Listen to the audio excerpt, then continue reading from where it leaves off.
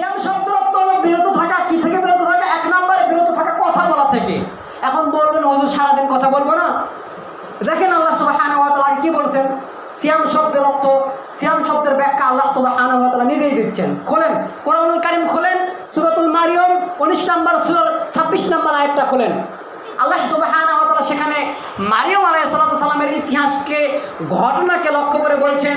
আল্লাহ সুবহানাহু ওয়া তাআলা বলছেন তোমার সন্তান সম্পর্কে, তুমি তো যেহেতু গর্ভবতী, তোমার সন্তান সম্পর্কে যদি কেউ তোমাকে জিজ্ঞাসা করে, মারিয়মকে আল্লাহ সুবহানাহু ওয়া তাআলা বলছেন তোমার সন্তান সম্পর্কে যদি তোমাকে কেউ জিজ্ঞাসা করে, তাহলে তুমি তাদেরকে বলে দিও, তুমি ইহুদিদেরকে, খ্রিস্টানদেরকে বলে দিও যে আজকে আমি কারোর সাথে কথা বলবো না, কারণ আমি আমার রবের সন্তুষ্টির জন্য সিয়াম পালন করতেছি।